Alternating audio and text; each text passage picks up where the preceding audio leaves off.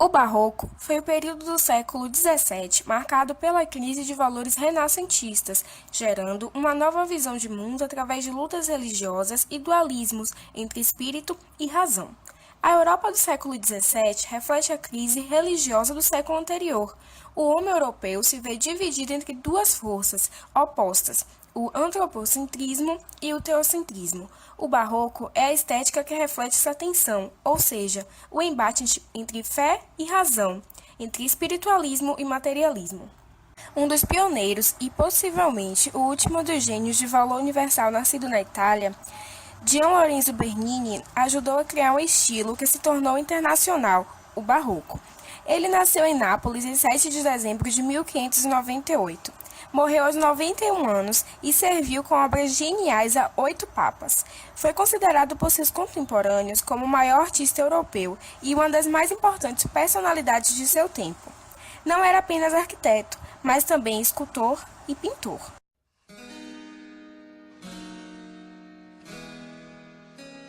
Uma de suas principais obras, segundo relatos, a mais apreciada por ele, é a Igreja de Santo André no Quirinal, cuja fachada principal está de frente para a Via del Quirinale, antiga Via Pia, em Roma.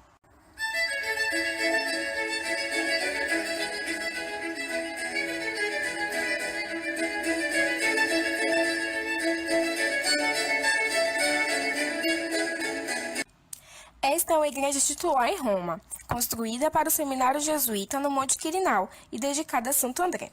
A começar pela fachada, que foi inspirada no Renascimento de Michelangelo. Ela tem uma superfície rebuscada, uma relação entre côncavos e convexos e elementos clássicos em exagero. Repito, em exagero. Na entrada, os visitantes são recebidos por um pórtico quase semicircular, no qual um baldaquino pétreo é sustentado por 2 colunas jônicas encimado pelo brasão da família Pampili. A fachada é rasgada ao centro por uma janela semicircular e seus contrafortes em forma de caracol. Em sua planta oval existem 4 capelas, a entrada principal, a entrada para o seminário e o altar-mor, que se localiza de frente para a entrada principal. Internamente é utilizado muitos elementos decorativos. De frente para a entrada, Bernini ergue aquilo que parece ser uma segunda fachada.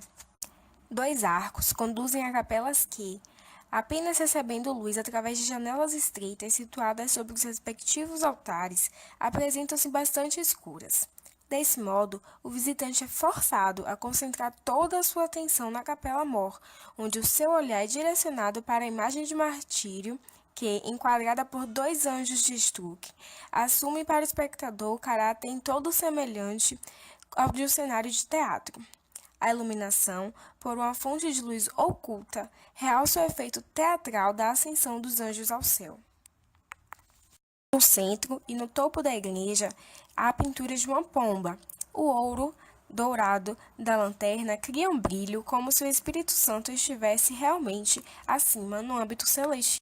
As nervuras da abóbada são estruturadas como raios que emanam da pomba e traz a graça divina do Espírito Santo, a inspiração.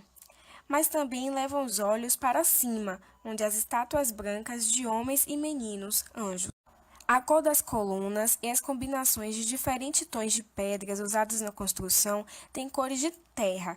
É como se abaixo fosse terra e acima apenas o branco e o dourado, as cores do paraíso, o celestial. A pintura de Santo André morrendo na cruz explode para o nível acima, o nível superior, representado pela estátua branca que está sendo carregado para o céu. Além disso, pode-se perceber na teatralidade do contraste entre o sofrimento de Santo André na pintura e da representação espiritual e eterna, que lembra que todos naquele tempo acreditavam a morte como algo confortante.